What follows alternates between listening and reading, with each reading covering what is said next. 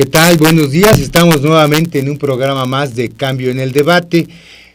En este programa vamos a darle seguimiento a el análisis, cómo escudriñar todo lo que tiene que ver con los llamados transgénicos, con los organismos genéticamente modificados. Hace 8 días tuvimos algunos invitados que veíamos este problema desde el consumidor, desde el productor, desde un enfoque ciudadano, podríamos mencionarlo. Hoy estamos intentando tocar este tema desde el punto de vista del científico, del investigador, del de que está en el laboratorio, en el campo, haciendo trabajos relacionados con determinados aspectos. En este caso, invitamos a 2 doctores, ahorita está presente uno, es el doctor Carlos González Esquivel, es profesor investigador del Centro de Investigación en Ecosistemas, en el Laboratorio de Agroecología de la UNAM. ¿Qué tal? Hola, buenos días. Carlos, gracias por la invitación. Buenos días. Pues vamos a iniciar el programa. Estaríamos pensando realmente para los científicos qué son los transgénicos. Muy bien. Yo primero quiero empezar diciendo que este es un momento muy importante. La Secretaría de Agricultura, Ganadería, Desarrollo Rural, Pesca y Alimentación, la SAGARPA, está por tomar una decisión sobre si autoriza o no la siembra no solamente experimental, sino ya la siembra comercial de maíz transgénico en 2 áreas del norte de México. Un área en Sinaloa, otra área en Tamaulipas, y el debate es muy fuerte. Muchas organizaciones le han pedido ya a la SAGARPA que se pronuncie a favor o en contra de esta siembra de maíz transgénico, y por otra parte las compañías que están detrás de esto, Monsanto, pues está también presionando ya para tener una respuesta favorable. Yo entiendo que la SAGARPA ha retrasado esta decisión porque hay muchos elementos, mucha discusión, voces a favor, voces en contra, y lo mejor que podemos hacer, no solamente los científicos, sino la sociedad en general, es tener una opinión informada, tener la mayor cantidad de argumentos para saber por qué sí o por qué no, en este caso, maíz transgénico. No sé si tenga que abundar en la definición de transgénicos, como tú dices, pues ya lo han platicado en programas anteriores. Se toman genes de ciertas especies y con técnicas muy avanzadas pues se insertan en la estructura molecular de otras especies. Esto no sucede en la naturaleza normalmente, sucedió hace cientos o miles de millones de años en la evolución, cuando no éramos más que células. Normalmente la definición de especies es, bueno, no se pueden cruzar, no podemos cruzar un perro con un gato, claro. No podemos cruzar un maíz con un jitomate. Entonces, normalmente esto no ocurre en la naturaleza. Podemos en una misma especie desarrollar razas, variedades. Por eso tenemos muchas razas de perros, de vacas, muchas variedades de maíz, de jitomate, trigo, etcétera. Pero no es algo que ocurra normalmente en la naturaleza. Los agricultores seleccionan los mejores individuos de sus plantas y han logrado a lo largo de miles de años pues tener plantas más uniformes, más resistentes, con mayor producción, y bueno, lo mismo en el caso de los animales. Esta tecnología es nueva y bueno, tiene aspectos que tenemos que discutir, pues tanto las posibles ventajas como las desventajas. Exacto. O sea, de las desventajas podríamos comentar que son de las que más se ha mencionado, que es una forma de apropiación del conocimiento tradicional, que es una forma de sacarle mayor beneficios o mayor dinero a los productores, porque viene con un paquete tecnológico, se les vende el paquete, o sea, todo esto es como lo perjudicial, ¿no? Sí. Pero se ha dicho que es benéfico en el sentido de que va a haber mayor producción que puede acabar con el hambre del mundo, ¿es verdad eso? Bueno, vamos por partes. Se dice que la producción de alimentos se tiene que duplicar de aquí al 2050, es decir, en los próximos 40 años. Y si revisamos las estadísticas de población, la población no se va a duplicar. Somos 7,000 millones de seres humanos, seremos 9,000 millones en el 2050. O serán, porque a lo mejor muchos de nosotros ya no vamos a estar para entonces. El problema del hambre no es un problema de falta de alimentos. Hoy en día se producen suficientes alimentos en el mundo para alimentar no a 7,000, sino a 10,000 millones de habitantes. Lo que tenemos es una mala distribución de esos alimentos. Hay una parte de la población que está sobrealimentada, una pequeña parte. Y mucho desperdicio. Y mucho desperdicio y una gran parte de población que está subalimentada, ¿no? Pensaríamos que es un problema de países ricos, ¿no? Ahí está el ejemplo de Estados Unidos y sus millones de obesos, pero no, ya ahora también en países de ingreso mediano como México también tenemos ese sector de la población que consume alimentos en exceso y carne en exceso, y otros sectores de la población, incluso en Europa y Estados Unidos, que están padeciendo hambre, incluso, ¿no? O sea, ahorita en Europa y en varios países están prohibiendo la siembra de transgénicos. O sea que existe algo que no nos están diciendo a los mexicanos en la siembra del transgénico. ¿Cómo es posible que países tan viejos, con tanto desarrollo tecnológico, con tanto desarrollo científico, puedan prohibir la siembra de un determinado producto si fuera benéfico, ¿no? O sea, sí. Uno se queda, bueno, algo está pasando. ¿Por qué aquí nos están vendiendo como no seremos el traspatio nuevamente? ¿No seremos el lugar donde tienen que estar experimentando y saqueando determinados recursos? México y Latinoamérica, ¿qué pasa? A ver, no sé. Vamos al caso de Europa. Europa en los años 80 y 90 experimentó tal cantidad de aumento en la producción de alimentos que tuvieron que poner cuotas a la producción. Y esto pasa en muchos sectores de la industria. Si se produce en exceso, los precios caen. Entonces Europa tuvo que imponer cuotas a la producción para decirle a sus agricultores no produzcan más, porque se les van a caer los precios. Entonces, ¿para qué queremos una tecnología que supuestamente produce más si ya producimos suficiente, alimentamos bien a nuestra población, tenemos excedentes de sobra para exportar? Y pues hay una conciencia de aplicar el principio precautorio, de decir, bueno, mientras no sepamos qué riesgos pueden traer estos nuevos cultivos, y mientras no los necesitemos, pues no hay razón para autorizarlos. Recordemos además que en Europa el movimiento orgánico pues ya tiene varias décadas. Verde, ¿no? El consumo de productos orgánicos es cada vez más alto, y pues sí hay una gran conciencia de los consumidores de no permitir la entrada de estos productos transgénicos.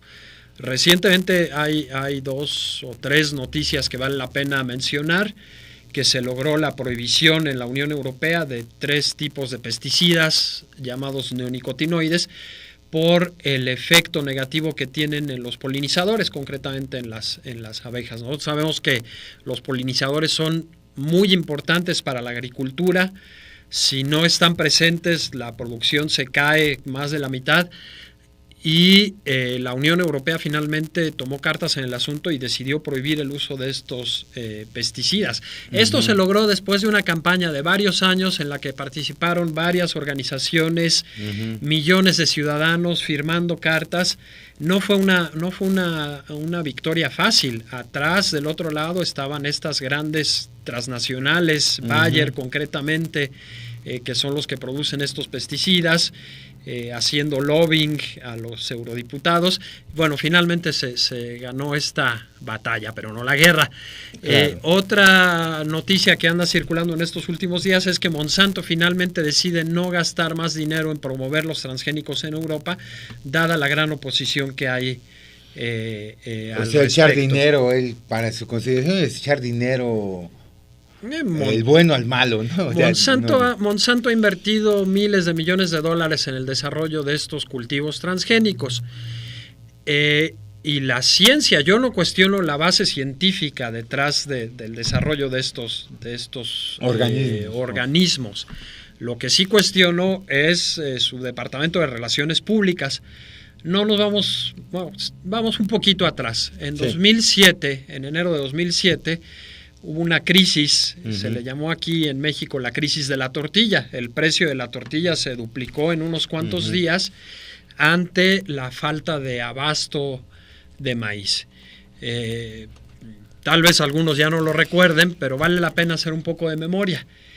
Y Monsanto inmediatamente salió, dio conferencias de prensa en México para decir que si se permitiera el maíz transgénico en México, habría más producción de maíz y por lo tanto bajaría el precio de la tortilla. Entonces vamos a desmenuzar los argumentos falsos de Monsanto, y digo falsos, en primer lugar, esta crisis de la tortilla pues se vio el origen, tuvo que ver con el uso de maíz en Estados Unidos para la producción de biocombustibles. Entonces el maíz que se destinaba a la alimentación humana o a la alimentación del ganado, ahora se destina a la producción de etanol para los vehículos. Los estadounidenses pues... ¿Qué es maíz transgénico, el que se ocupa? No necesariamente. Parte de esto es transgénico, parte no es. Pero claro, esto ocasiona un aumento en la demanda de maíz y claro, suben los precios, ¿no? Viene Monsanto y dice, si hubiera maíz, si se permitiera el maíz transgénico en México, no tendríamos este problema.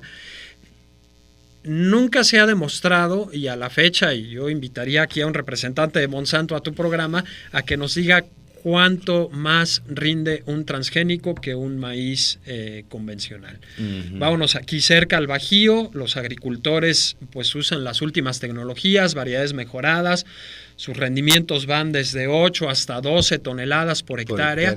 Son rendimientos que no le piden nada a los del medio oeste de Estados Unidos, a las zonas más productivas del mundo. En Jalisco hay varias zonas donde también los rendimientos, en Sinaloa, los rendimientos compiten pues con... ¿Y Monsanto cuánto es lo que él promueve? Pues igual 8 o 10 toneladas de maíz. No rinden más. Esto quiero que quede muy claro. No son la solución al hambre en el mundo porque no producen más. El maíz BT, vamos a hablar ya de un ejemplo concreto, se llama BT porque tiene un gen de una bacteria llamada Bacillus thuringiensis. Los genetistas de Monsanto, repito, yo no cuestiono la base científica, lograron insertar un gen de esta bacteria para que este maíz sea resistente a un lepidóptero, es decir, una palomilla que ataca el grano del maíz. En primer lugar, esta palomilla no es una plaga importante en México. Es una plaga importante en algunas partes del medio oeste de Estados Unidos, donde puede ser importante. 2, yo como agroecólogo les puedo proponer una alternativa que es aplicar la bacteria. Se puede cultivar la bacteria sin mucha dificultad, se pueden hacer preparados, incluso esta bacteria está disponible comercialmente. Y cuando se prevé un ataque de la palomilla, del lepidóptero, se pueden hacer aplicaciones de esta bacteria. Y es 100 veces más económico desarrollar estas tecnologías. Incluso cualquier campesino mexicano lo puede hacer. Nosotros lo podemos hacer aquí en el Laboratorio de Agroecología de la UNAM a un menor costo y sin patentes. Son bacterias que se encuentran en el medio, en muchos tipos de suelos, en grandes regiones de este planeta, que cualquier grupo de agricultores puede aislar, reproducir y después aplicar como control biológico. Exacto. Cuando uno inserta este gen al maíz, ¿qué pasa? Los procesos evolutivos hacen que la plaga, en este caso esta palomilla, pues se vaya haciendo resistente a la toxina que produce el maíz transgénico. Entonces es como la carrera, ¿no? La carrera evolutiva, en donde a la larga la plaga se va a hacer resistente a este maíz BT. Ya va BT1, BT2 y exactamente, va a ir, como los antibióticos y las bacterias. Exactamente. Ya va a ser BT de tercera generación y va a seguir. Y entonces vamos a perder la ventaja que tenemos ahorita con el BT que podríamos aplicar naturalmente, pues ya estas plagas se irán haciendo cada vez más resistentes. Perfecto. Nos quedamos ahorita en esta parte, vamos a un pequeño corte musical y ahorita continuamos con el doctor Carlos. Ya estamos aquí de regreso, como les comentaba, desmenuzando un poco desde el punto de vista de lo científico, del trabajo científico, los transgénicos. Ya veíamos ahorita, nos hacías un ejemplo de todo lo que podría envolver el manejo del maíz transgénico, con un manejo genético de un BT que comentabas, pero podríamos comentar un poquito de los aspectos que muchos científicos o algunos científicos consideran como benéfico de estos aspectos. Lo han hecho un símil algunos de que es una selección artificial que el hombre ha venido desarrollando durante toda su época evolutiva hasta el hombre actual.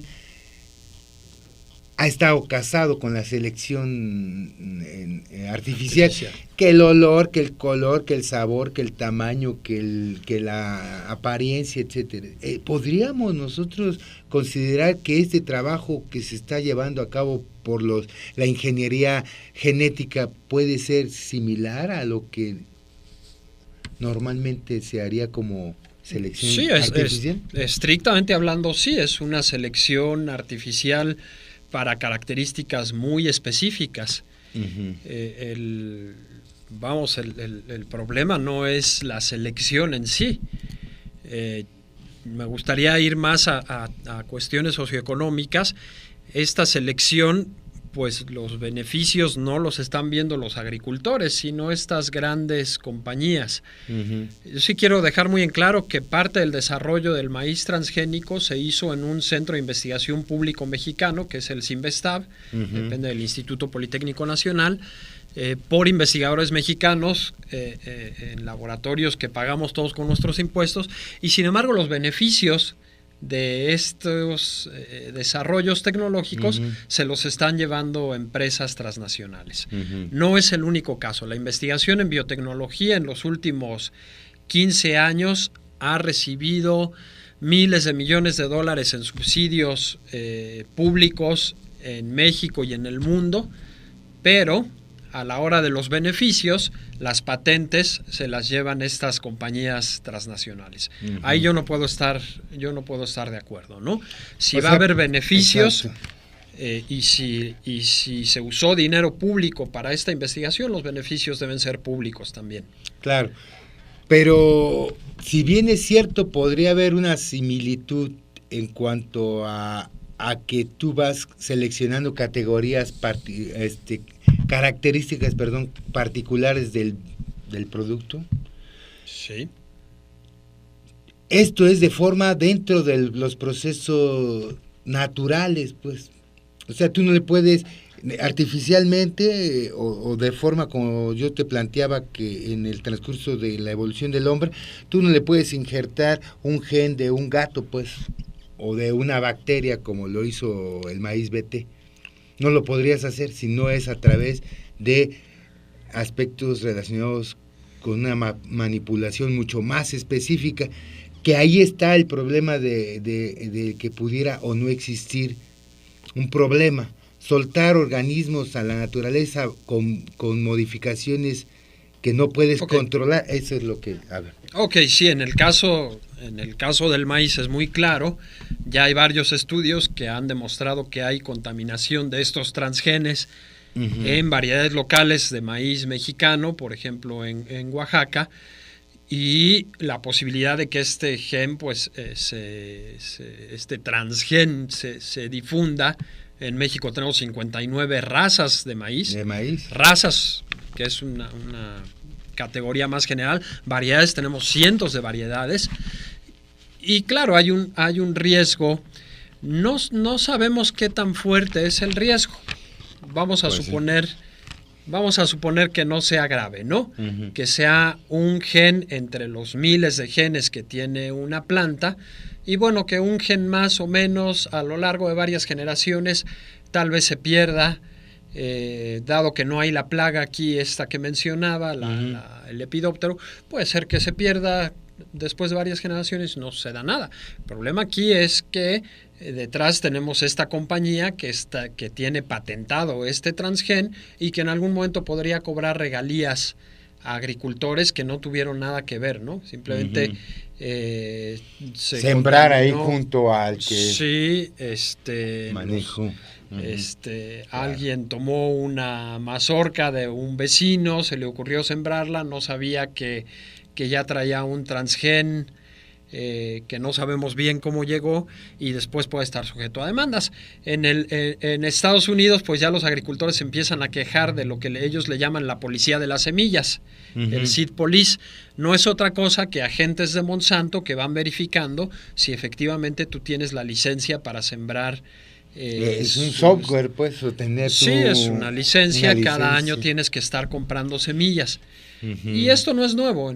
Claro. En estos países ya llevan muchos años. En la años. biotecnología es muy común, ¿no? El aguacate injertado, el aguacate con de todo. Lo que no tenemos que olvidar es que las semillas son patrimonio de la humanidad. Nadie me puede quitar a mí el derecho de de ir a comprar al mercado una fruta, una verdura, de sacarle semillas y de reproducirla, ¿no? Ese es un derecho inalienable que tenemos todos los seres humanos. Y la única empresa que ha hecho la privatización de este tipo de especies es Monsanto. No, hay otras compañías como Bayer, como BASF, como Syngenta, que están trabajando en diferentes cultivos, incluso en animales también. La papaya o la sandía individual y ese tipo de aspectos, ¿no? Por ahí había leído en algún momento. Sí, no todos son transgénicos, ¿no? Algunos se han hecho por mejoramiento genético convencional. Pero sí, bueno, pues la idea es patentarlas y después no permitir que se usen que se reproduzca la semilla de estas variedades. Exacto. Quiero darte un ejemplo de cómo sí podrían funcionar. Hay otro maíz que se llama, en inglés le dicen QPM, es el maíz con alta calidad proteica. Un grupo de investigadores de universidades públicas mexicanas, del INIFAP, del Colegio de Posgraduados, de la UNAM, descubrieron dentro de toda esta gran diversidad que tiene el maíz en México, descubrieron que hay maíces que tienen una alta cantidad de aminoácidos esenciales, de triptofano y lisina, y por lo tanto son maíces cuya proteína es casi de la misma calidad que una proteína de origen animal. Bueno, con mejoramiento genético convencional, estos científicos están logrando introducir estos genes a otras variedades de maíz. De modo que tendríamos maíces con la misma cantidad de proteína, pero con el doble de la calidad de proteína. Y esto puede ser muy útil para aliviar la desnutrición en las zonas marginales de México. Sí. Esta es una investigación que se desarrolla con fondos públicos y que está buscando beneficiar a la población de este país. Y es un caso diametralmente opuesto a lo que está haciendo Monsanto, cuyo único objetivo pues es tener más ganancias, registrar las patentes y prohibir a otras personas que usen estas patentes, ¿no? Las variedades que desarrolla el INIFAP, por ejemplo, son de comercialización libre, no están sujetas a estos problemas de patentes porque fueron desarrolladas con fondos públicos. Esa es la investigación que se tiene que estar haciendo. Si vamos a escoger el camino de los transgénicos, hagámoslo con fondos públicos y hagámoslo de beneficio realmente para toda la sociedad y no para una transnacional. Claro, para que todo se beneficie. Entonces podríamos nosotros considerar que algunos aspectos de la biotecnología que se maneja puede ser benéfico. Yo tengo mis dudas en cuanto a estar trabajando ese tipo de aspectos antes que trabajar otros, ¿no? Como científicos. Porque entonces trabajaríamos para que la vaca tuviera ya más vitaminas y proteínas, ¿no? La vaca, sí. La leche de la vaca, sí. Y que pudiera ser más nutritiva, ¿no? Digo, se podría ser ese tipo de suelo. Pero lo que a mí podríamos un poquito ver desde el punto de vista, ¿cómo te podría decir? General o integral, podríamos nosotros determinar si sí es importante o no seguir por la línea de los transgénicos, bajo las estructuras, bajo las cuestiones, ¿sí? Porque la ciencia no es neutra. No. La ciencia siempre está cargada y bajo contextos actuales, ahorita en este momento México que estamos, ¿debemos apostarle a esa vía o no? Yo creo que primero tendríamos que resolver los problemas socioeconómicos de fondo que hacen que en este país haya gente con hambre y con desnutrición, el problema de la mala distribución de alimentos, y en el fondo es un problema de una mala distribución del ingreso. Sí. Cuando la clase baja de este país mejore sus ingresos, pues obviamente va a poder tener el dinero para acceder a los alimentos. Hay suficientes alimentos en este país para alimentar a toda la población. Hay problemas socioeconómicos de fondo, de una mala distribución de riqueza. Todos los días nos encontramos con que Hacienda perdona impuestos a grandes empresas. Claro. Y bueno, en una supuesta cruzada nacional contra el hambre, regala alimentos, y fíjate lo grave de esto, a población rural, ¿no? Es indigno que la población rural no pueda producir sus propios alimentos, ¿no? Yo quisiera en una futura ocasión hablar de cómo desde la agroecología se puede hacer que los productores campesinos de pequeñas superficies en zonas marginales pueden aumentar su producción de alimentos, ser autosuficientes, incluso vender sus excedentes y tener una alimentación sana y una vida digna y sin necesidad de transgénicos. Yo creo que ese es el primer paso, ¿no? Claro. Ya el problema de los transgénicos son una solución muy costosa que solamente está disponible para un cierto sector de los agricultores. Para la mayoría de los agricultores de este país, que son campesinos de pequeña escala, definitivamente no creo que sea la opción. Ni en términos tecnológicos, porque no tienen las condiciones ideales de suelo, de clima, de riego, de acceso a fertilizantes agroquímicos, ni en términos socioeconómicos, porque tampoco tienen los recursos para adquirir estos paquetes tecnológicos. Exacto. Entonces yo quisiera en un futuro poder hablar de las opciones que ofrece la agricultura ecológica. O sea, no podríamos nosotros considerar per se ni bueno ni malo las cosas, sino son bajo un contexto histórico en el cual se esté planteando. No. Los transgénicos, eso quiero dejarlo muy claro, hay que analizarlos caso por caso.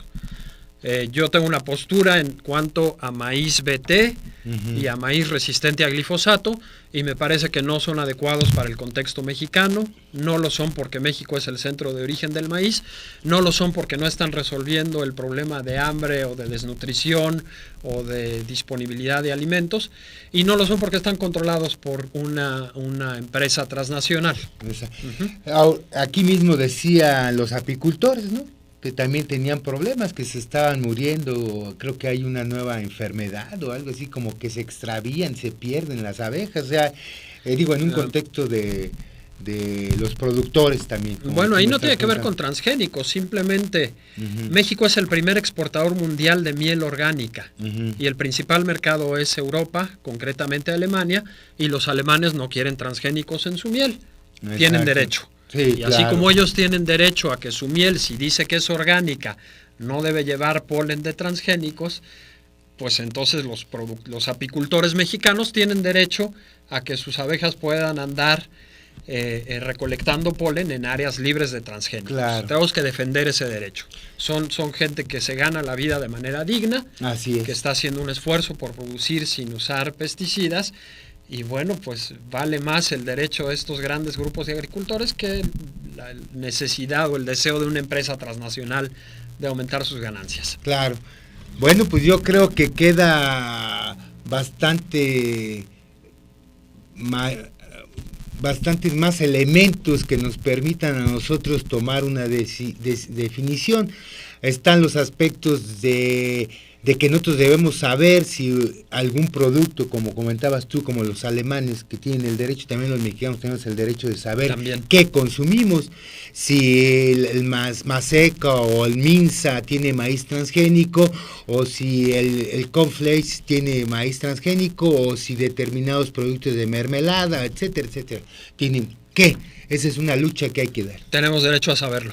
Tenemos que derecho a saberlo. Bueno, pues ya casi vamos terminando el programa, se ha ido rapidísimo. Creo que las expectativas del nombre del programa es si es una piratería biológica o no, los transgénicos como final del programa. Bueno, es una piratería en el sentido de que el maíz que tenemos hoy en México es el resultado de cerca de 8,000 años de selección por parte de miles de agricultores generación tras generación. Estas 59 razas y estos cientos de variedades no son producto del azar. Que Monsanto ahora quiera patentar el resultado de un cachito que ellos hicieron sobre la base de miles de años de experimentación campesina, yo creo que sí es piratería. Bueno, ahí le dejamos. Pues gracias, Carlos, por venir. Gracias. Un gusto. Vamos a tomar en cuenta la petición, bueno, más bien la idea de tratar el asunto de la agroecología más profundamente, la productividad, la gente, están también los agricultores, ¿cómo se llama estos? Los que andan de lado en lado, los migrantes. Sí. Bueno, hay una serie de temas que queremos tocar en relación a la agricultura. Sí, adelante. Sí, aprovechar para hacer la invitación a un debate que se va a llevar a cabo este sábado 8 de junio en el Centro Cultural Universitario, en Avenida Madero, a las 10 de la mañana. Y precisamente la idea es escuchar las diferentes voces y los diferentes puntos de vista a favor o en contra de los transgénicos. Vamos a contar con la participación de 4 ponentes de la Universidad Michoacana, de la Universidad Autónoma de Chapingo, de la propia UNAM.